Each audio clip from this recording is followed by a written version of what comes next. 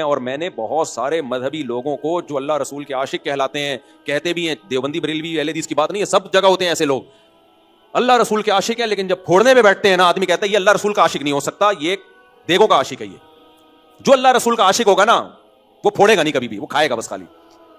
ہمارے نبی کی خوراک تو دیکھو کتنی کم تھی, صحابہ کی خوراک. اسلام میں تو روزے ہیں بھائی, اللہ اور نبی کا عاشق روزے رکھتا ہے, ہر وقت کھاتا نہیں رہتا وہ. ہم فراق یار میں گھل گھل کے ہاتھی ہو گئے.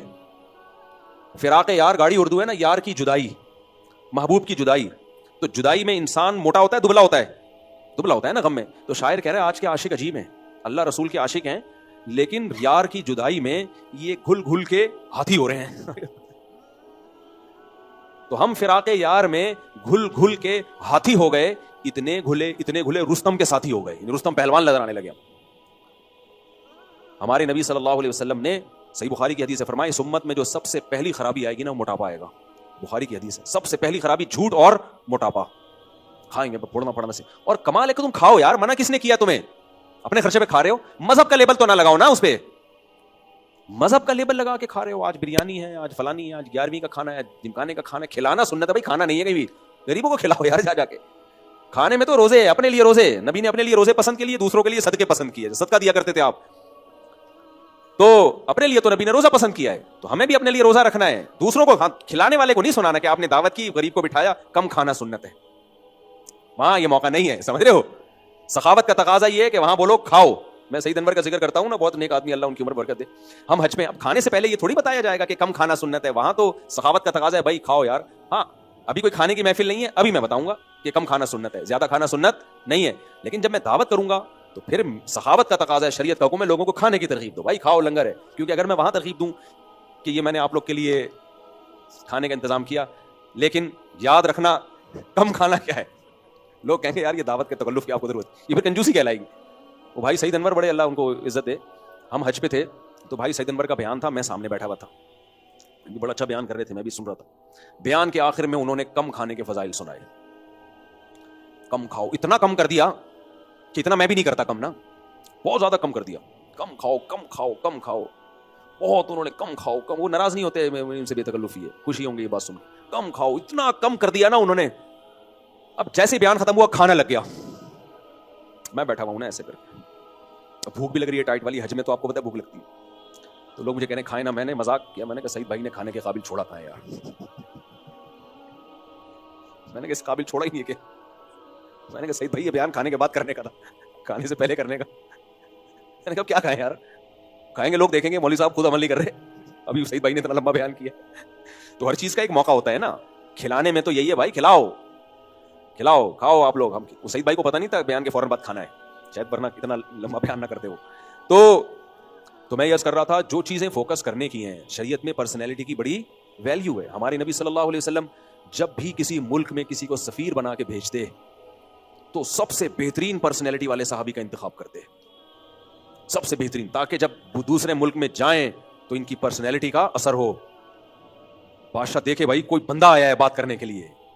سفیروں میں اس کی پرسنالٹی بھی دیکھو, آرمی میں جو کمیشن آفیسر جس کو بھرتی کیا جاتا ہے نا, اس کی پرسنالٹی کو بڑا جج کیا جاتا ہے, کیونکہ عزت میں ان چیزوں کا بڑا دخل ہوتا ہے. نیچرلی انسان اس کی عزت کرتا ہے جس کی پرسنالٹی اچھی ہوتی ہے, انسان کی فطرت ہے, یہ کوئی غلط چیز نہیں ہے. تو ہمارے نبی یہ بھی دیکھتے تھے کہ آواز اچھی ہے, بلاغت ہے, ان کو باہر ملکوں میں بھیجتے تھے.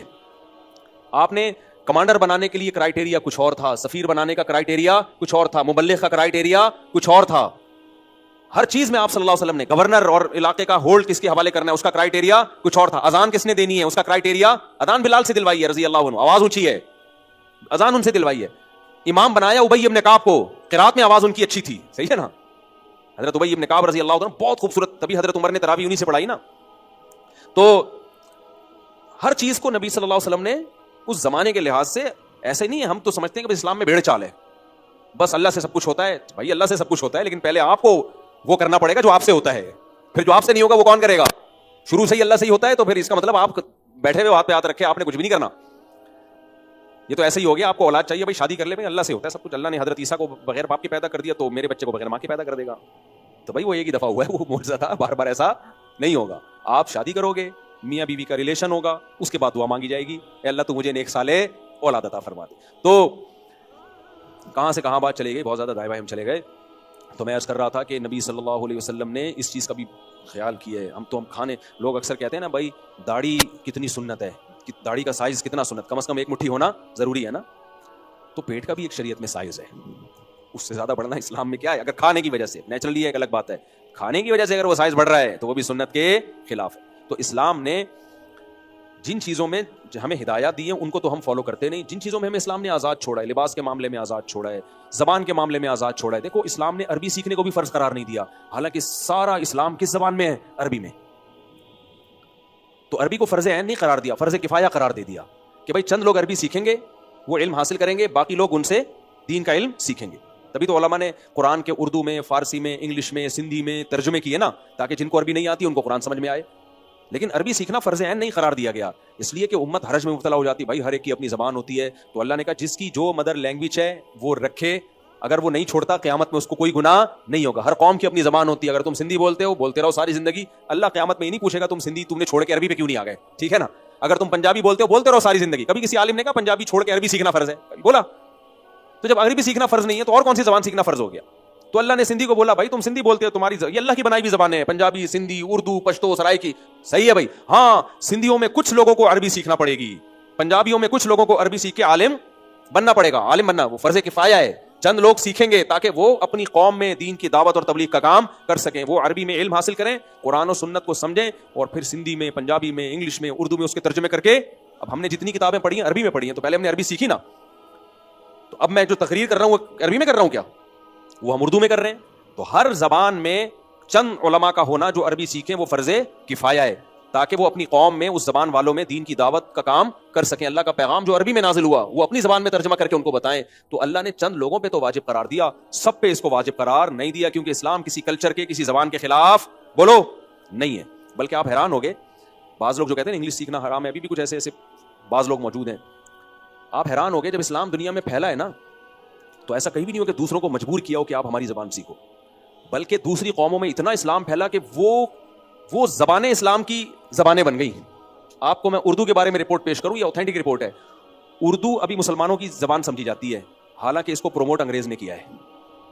نہیں آئی سمجھ میں بات؟ ہندوستان میں مسلمانوں کی زبان فارسی, جو سرکاری زبان تھی نا, مسلمانوں کی علمی زبان, دفتری زبان, مسلمانوں کی حکومت تھی نا, تو کون سی زبان تھی؟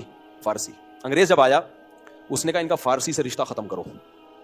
اب اس کو پتا تھا ہم اتنی مائنورٹی میں ہیں کہ یہ پوری کروڑوں کی عوام انگلش میں نہیں آ سکتی, تو فارسی سے رشتہ ختم کرو. اردو اس وقت ترقی کر رہی تھی, اردو کو پروموٹ کرو تاکہ ان کا اسلام سے رشتہ ختم ہو جائے, کیونکہ اسلام کی بہت زیادہ تعلیمات فارسی زبان میں تھی. عربی کی بہت ساری کتابوں کا فارسی میں ترجمہ ہو چکا ہے. جو بھی علم حاصل کرتا ہے, آپ اپنے دادا پرداداؤں سے پوچھیں, پہلے جس کو فارسی نہیں آتی تھی, پڑھا لکھا سمجھا ہی نہیں جاتا تھا. وہ انگریز نے کیا کیا کہ مسلمانوں کا رشتہ اسلام سے ختم ہو, اس نے فارسی کو ختم کر کے کس پہ سیٹ کیا؟ اردو پہ. اس زمانے کے آپ کو اردو کے جو بڑے بڑے شاعر ملیں گے, اکثر پینے پلانے والے ملیں گے آپ کو, جو مذہب سے ان کا تعلق ہی نہیں تھا, لبرل سیکولر. انگریز نے ان کو بڑی ترقی دی, مختلف خطابات سے نوازا کہ یار یہ فارسی ختم ہو تاکہ ان کا اسلامک لٹریچر ہی کی ایسی کی تیسی ہو جائے. لیکن علماء نے وقت کی نزاکت کو سمجھا اور سارا لٹریچر کس میں شفٹ کر دیا؟ اردو میں. اب یہ تحقیق ہے کہ عربی کے بعد سب سے زیادہ اسلامک لٹریچر اردو میں ہے. اب اسلام کی عربی کے بعد سب سے بڑی زبان کون سی ہے؟ اردو ہے. تبھی میں اردو کی حفاظت کا حکم دیتا ہوں, باہر ملکوں میں جاتا ہوں بولتا ہوں اردو سے رشتہ ختم نہ کرو, یا تو عربی سیکھ لو نا. اب عربی سیکھنا تو سب کے لیے ممکن نہیں ہے, تو مدر لینگویج اردو تو فری پکڑ میں ملی ہوئی ہے بھائی, اس کی حفاظت کرو, کیونکہ اردو کی حفاظت ہوگی تو بہت بڑے پیمانے پر اسلام کی حفاظت ہوگی. ڈاکٹر ذاکر نائک اپنے اداروں میں اردو بھی سکھاتے ہیں. یہ ڈاکٹر ذاکر نائک سے بھی, یہ تو ویسے ہی مشاہدے پر مبنی حقیقت ہے. مولانا ابو الحسن علی ندوی رحمۃ اللہ علیہ بنگلہ دیش گئے جب پاکستان ٹوٹا, انہوں نے کہا دیکھو تم نے پاکستان سے الگ ہو گئے, لیکن دشمنی میں ایسا نہ ہو کہ اردو سے رشتہ ختم کر دو, کیونکہ اردو اگر تم نے چھوڑ دی نا تو پھر اسلام کمزور پڑ جائے گا یہاں پہ. کیونکہ سارا لٹریچر, ساری علماء کی تقریریں, فتوے اور تحقیقات اور تفاسیر وہ کس زبان میں ہیں؟ وہ اردو میں آ چکی ہیں. تبھی بنگلہ دیش میں اب تک مدرسوں میں اردو پڑھائی جا رہی ہے. میں برما گیا, ان کی زبان برمی ہے, علماء کو اردو آتی ہے, عربی تو آتی ہے, اردو بھی. میں نے کہا بھائی کہاں بھائی؟ تو مدرسے میں سیکھی ہے. امریکہ گیا, جو بچے وہیں پیدا ہوئے ان کو تو اردو سے کوئی تعلق ہی نہیں ہے, لیکن مدرسے میں پڑھے ہوئے ان کو اردو آتی ہے. بہت سارے مدارس میں افریقہ میں کالے اردو بول رہے ہیں, میں نے ولاگ میں بھی لے کر آیا ہوں. میں بالکل کالے وہاں کے افریقن, ان کی زبان یا تو انگلش ہے یا کوئی اور زبان ہے, اردو پہ بول رہے ہیں. ہم نے کہا بھائی تو نے اردو کہتے ہیں, ہم عالم بننے کے لیے ادھر مدرسے میں آئے تھے, تو انہوں نے اردو بھی سکھا دی ہم کو. تو بہت سارے مدارس اس وقت اردو جو پروموٹ ہوئی ہے نا دنیا میں, 3 چیزوں سے ہوئی ہے. نمبر 1 تبلیغی جماعت سے پوری دنیا میں اردو کو پھیلا دیا. نمبر 2 دینی مدارس, اور تیسری چیز اچھی نہیں ہے وہ ہے بالی ووڈ. سمجھ رہے ہو, ان کی فلموں نے اردو پوری دنیا میں پھیلا دی. وہ کہتے تو یہ ہیں کہ ہندی ہے, لیکن ماہرین کہتے ہیں وہ ہندی نہیں ہے. کیا وہ نفرت سے انہوں نے اس کا نام ہندی رکھا ہوا ہے تاکہ اردو سمجھیں گے تو وہ پاکستانیوں کی. حالانکہ بھائی اردو تو انڈیا کی زبان ہے. اصل اردو کا جو مرکز ہے وہ کراچی تھوڑی ہے, اردو کا مرکز تو لکھنؤ ہے. تو انڈیا والوں کو تو اردو سے زیادہ محبت کرنی چاہیے کہ یار ہمارے ملک سے پیدا ہوئی ہے یہ. لیکن وہ بس پاکستان سے دشمنی میں اپنی اولادوں سے بھی انہوں نے لا تعلقی کا اظہار کر دیا. تو ان کو تو زیادہ پروموٹ کرنا چاہیے اردو کو کہ تمہاری تو فلمیں اردو میں ہیں بھائی, ورنہ کو دیکھے گا کون.